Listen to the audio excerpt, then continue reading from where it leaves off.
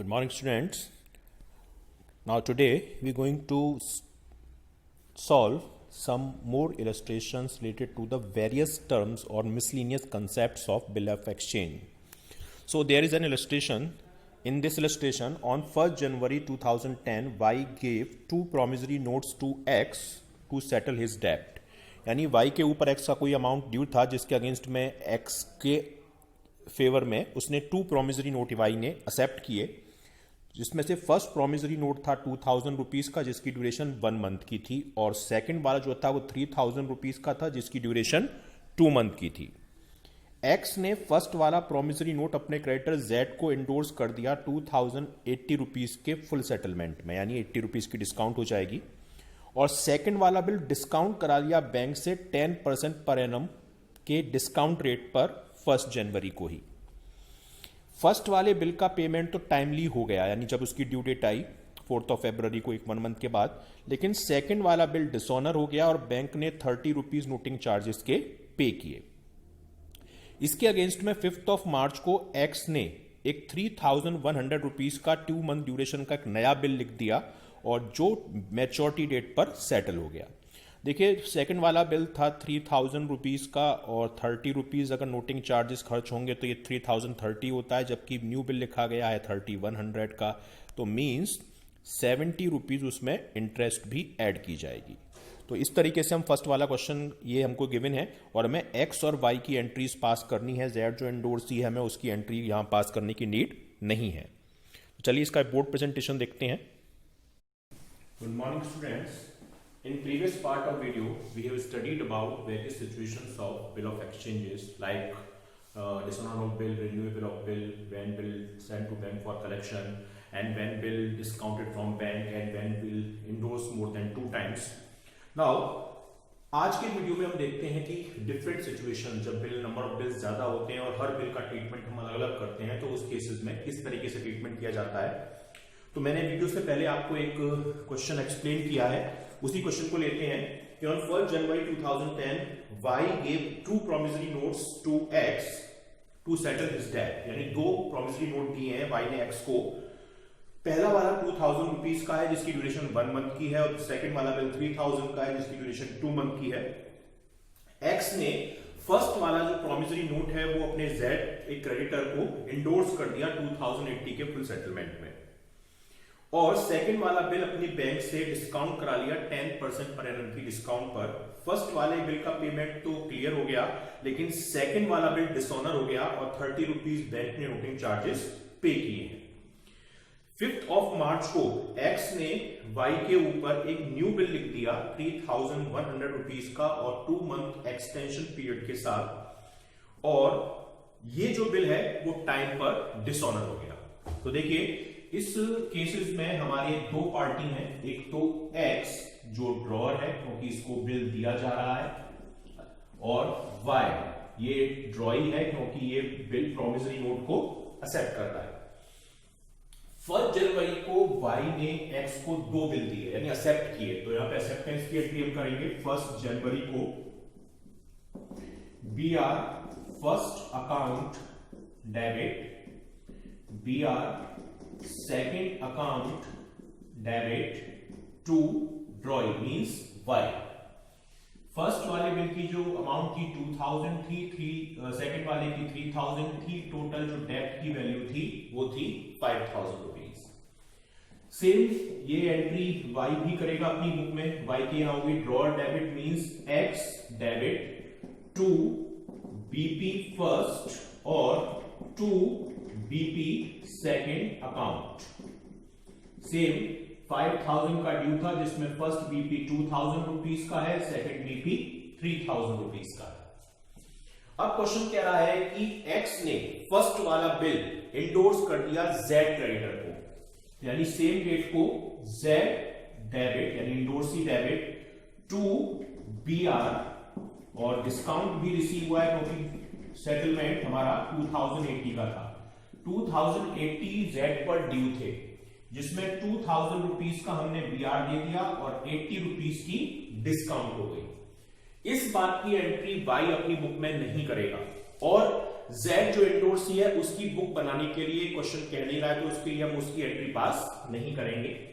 अब सेकंड वाला बिल ये बैंक से डिस्काउंट करा लिया, तो डिस्काउंट कराने की एंट्री भी हम पास करेंगे। Bank account debit, discount account debit to BR second.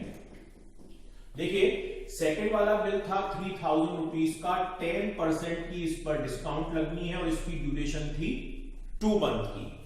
तो 2 से ही कट गया 6 टाइम, 20 से 20 कट हो गई, 6 से ये 5 टाइम, यानी 50 रुपीज की डिस्काउंट हो गई। यानी हमको इसमें 2950 रिसीव होंगे, 50 डिस्काउंट और 3000 रुपीज का BR सेकंड। इस ट्रांजैक्शन की भी एंट्री ड्रॉई की बुक में नहीं की जाएगी, क्योंकि ड्रॉई को इस बात से कोई मतलब नहीं होता। अब देखिए फर्स्ट वाला बिल तो टाइम पर सेटल हो गया। 1 जनवरी को हमने बिल लिखा था, 1 मंथ ड्यूरेशन थी, 1 फरवरी, 3 और दिन हम ऐड करेंगे, तो 4 फरवरी को ये पेमेंट करेगा। तो ये एंट्री क्या पास करेगा, BP first account debit to bank या कैश, और फर्स्ट वाला बिल 2000 रुपीज का ये पेमेंट कर रहा है। पर फर्स्ट वाला बिल था किसके पास, Z के पास, तो पेमेंट रिसीव कौन करेगा, Z, यानी X की बुक में इस बात की कोई एंट्री पास नहीं होगी। अब सेकंड वाला बिल जब ड्यू हुआ, 2 मंथ ड्यूरेशन थी, 1 मार्च को मैच्योर होगा, 3 डेज ऐड करेंगे तो 4 मार्च बिल डिसऑर्डर हो गया और बैंक ने 30 रुपीज के नोटिंग चार्जेस पे किए हैं। तो यहां पे हम एंट्री पास करेंगे 4 मार्च को। एंट्री होगी drawee debit to bank, drawee means Y debit to bank account, और अमाउंट डालेंगे हम 3030 रुपीज, क्योंकि 30 रुपए नोटिंग चार्जेस भी हमारे एक्सपेंड हुए हैं बैंक की साइड से। सेम ये एंट्री ये भी करेगा 4 मार्च को, तो 4 मार्च को इसके यहां पर क्या एंट्री होगी, BP second account debit noting charges account debit to drawer means X, bill 3000 का है, 30 rupees noting charges, total due value 3030 rupees. अब क्वेश्चन कह रहा है कि X ने 3100 रुपीज का चेक एक और बिल लिख दिया, जबकि ड्यू वैल्यू थी 3030, तो मींस 70 रुपीज क्या है, इंटरेस्ट की वैल्यू है।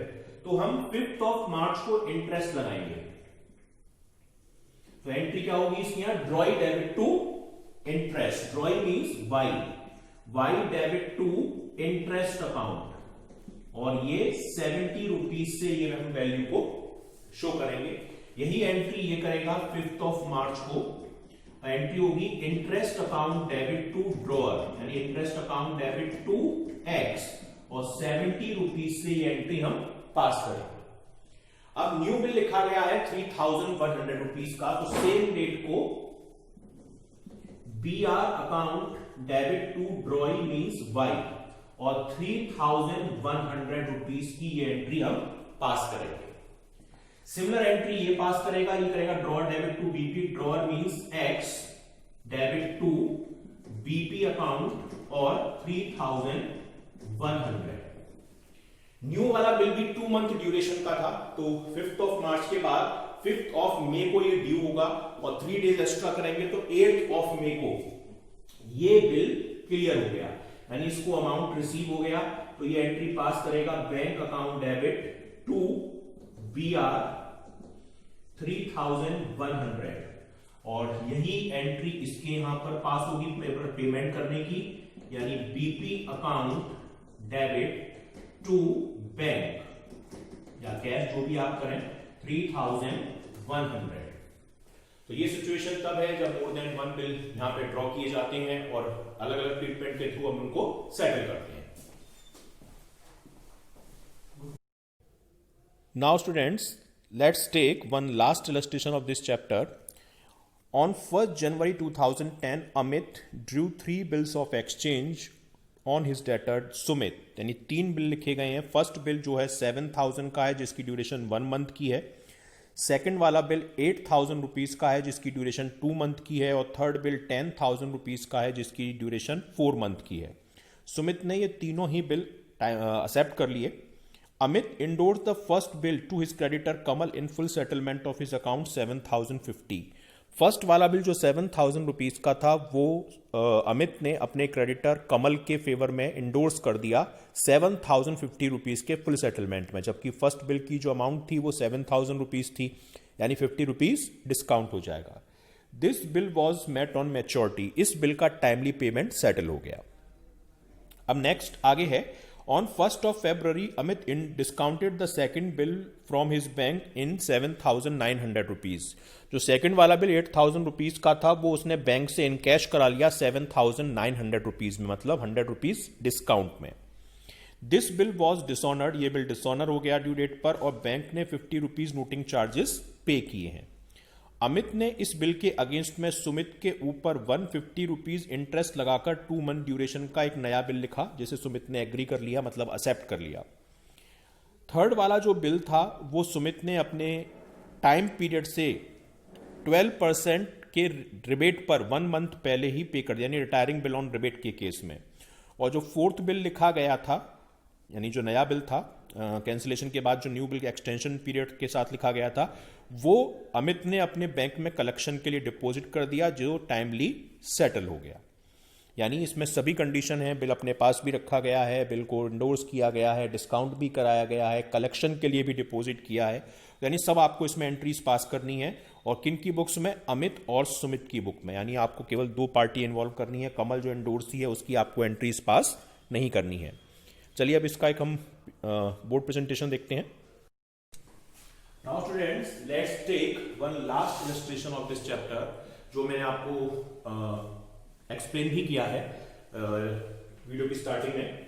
On 1st January Amit Drew 3 bills on his debtor Sumit. First bill is of 7,000 for 1 month period, second bill is of 8,000 for 2 month of period, and third bill is of 10,000 for 4 month. Sumit accepted all these 3 bills. Amit endorsed the bill of first bill of his creditor Kamal in full settlement of 7,050 rupees. यानी first वाला bill Amit ने अपने creditor कमल को दे दिया 7,050 rupees के full settlement में. इस bill का टाइमली पेमेंट क्लियर हो गया. 1st of February को अमित ने सेकंड वाला बिल 7,900 रुपीज में इन कैश करा लिया अपनी बैंक से, और ये वाला बिल डिसऑनर हो गया ड्यू डेट पर, और बैंक ने 50 रुपीज नोटिंग चार्जेस के पे किए हैं. अमित ने इसके अगेंस्ट में एक न्यू बिल सुमित के ऊपर लिख दिया 150 रुपीज इंटरेस्ट के साथ 2 मंथ की ड्यूरेशन का, जिसे सुमित ने एक्सेप्ट कर लिया. और थर्ड वाला बिल 12% पर एनम के रेट से 1 मंथ पहले ही क्लियर कर दिया गया. और जो फोर्थ वाला बिल है वो सुमित जो नया लिखा गया था वो सुमित ने अपने बैंक में कलेक्शन के लिए डिपॉजिट कर दिया, जिसका भी टाइमली पेमेंट सेटल हो गया. तो देखिए, फर्स्ट ऑफ ऑल तो मैं सुमित के यहां की एंट्री पास करता हूं, क्योंकि यहां पे स्पेस की लिमिटेशन है. जो ड्रॉअर है उसके यहां की मैं एंट्री पास कर रहा हूं. सुमित ने फर्स्ट ऑफ ऑल 3 बिल्स लिखे हैं जो ड्यूली एक्सेप्ट हुए हैं. ठीक है, अमित, सॉरी मैं गलत लिख गया, अमित हम करेंगे. अमित जो ड्रॉअर है उसने बिल लिखे हैं, तो अमित के यहां पर जो बिल लिखा गया है फर्स्ट बिल वो 1st जनवरी को लिखा गया है. तीनों बिल 1st जनवरी. तो एंट्री होगी BR first account debit, BR second account debit to Sumit. First वाला बिल 7,000, सॉरी एक थर्ड बिल भी है, तो BR third account debit to Sumit. और फर्स्ट वाला बिल 7,000 का है, सेकंड वाला बिल 8,000 का है, थर्ड बिल 10,000 का है. टोटल ड्यू वैल्यू है 25,000 रुपीज. अब क्वेश्चन के अकॉर्डिंग फर्स्ट वाले बिल को अमित ने अपने क्रेडिटर कमल को इंडोर्स कर दिया 7,050 के फुल सेटलमेंट में. तो उसकी एंट्री होती है endorsee debit means Kamal debit to BR, और कौन सा बिल किया है? Endorse first. और डिस्काउंट भी आएगी क्योंकि 7,050 के में किया गया है. 7,050 का ड्यू अमाउंट था, जिसमें 7,000 का हमने एक BR एक्सेप्ट कर दिया, 50 रुपीज नोटिंग चार्जेस के खर्च हो गए. ठीक है. अब 1st of February को हमने सेकंड वाला बिल बैंक से डिस्काउंट कराया है, तो डिस्काउंट कराने की एंट्री हम पास करेंगे। एंट्री होगी bank account debit, discount account debit to BR, और बीआर कौन सा, सेकंड। ये हमने 7,900 रुपीज में डिस्काउंट कराया, मींस 100 रुपीज की डिस्काउंट, क्योंकि 8,000 का सेकंड वाला बिल था और टोटल बिल की वैल्यू 8,000 रुपीज। अब देखिए इस वाले बिल का तो मैच्योरिटी डेट पे पेमेंट हो गया, यानी 4 फरवरी की। इसकी ड्यूरेशन 1 मंथ की थी फर्स्ट वाले बिल की, पर ये वाला बिल अब कमल के पास है, तो कमल इसका पेमेंट रिसीव करेगा, तो इसके यहां पे पेमेंट रिसीविंग की एंट्री फर्स्ट बिल की नहीं होगी। अब जब सेकंड वाले बिल की ड्यूरेशन कंप्लीट हुई, सेकंड वाला बिल हमारा कौन सा है, सेकंड वाला बिल है 8,000 का, इसकी ड्यूरेशन 2 मंथ की थी, तो 2 मंथ कंप्लीट कब होंगे, इसकी 2 मंथ की जो वैल्यू है वो कंप्लीट होगी 4 मार्च को। 4 मार्च को ये वाला बिल डिसऑनर हो गया, तो 4 मार्च को आप लिखिए, 4 मार्च को पहला वाला बिल डिसऑनर हो गया, तो यानी इसकी एंट्री हम क्या करेंगे, ड्रॉई डेबिट टू बैंक।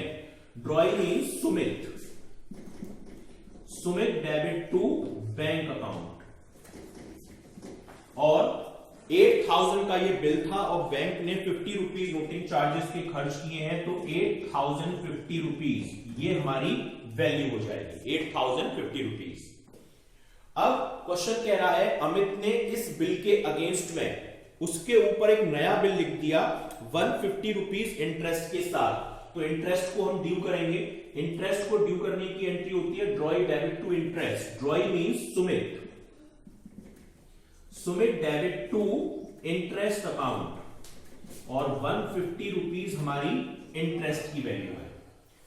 अब हमने इसके ऊपर नया बिल लिख दिया, मैं यहां पे एंट्री कर दे रहा हूं उसकी 4 मार्च को, तो नया वाला बिल क्या हो जाएगा, BR 4, क्योंकि ये नया वाला बिल है, तो BR 4 account debit to Sumit, और कितने का लिखेंगे हम, 8,200 रुपीज का। 8,050 रुपीज पहले से ड्यू थे, 150 की इंटरेस्ट, तो ये बिल हो जाएगा 8,200 रुपीज का। क्लियर। अब क्वेश्चन कह रहा है कि जो थर्ड वाला बिल था वो टाइम से पहले ही पे हो गया, ये 4 मंथ की ड्यूरेशन का था, तो यानी अगर हम करेंगे तो 4 मई को ये सेटल होगा, ठीक है, क्योंकि जनवरी को लिखा गया है, फरवरी, मार्च, अप्रैल, मई, 1 मई को ये ड्यू मैच्योर होगा, 3 दिन बढ़ाएंगे तो 4 मई को। लेकिन 1 महीने पहले ही इसका सेटलमेंट हो गया, 1 मंथ बिफोर। ये वाला बिल था 10,000 रुपीज का, और 10,000 रुपीज पर 12% के रेट से रिबेट लगी है, तो 12% के रेट से 1 मंथ का, तो ये अमाउंट हो जाएगा 100 रुपीज, यानी 9,900 रुपीज रिसीव हुए। किस डेट को, 4 अप्रैल को।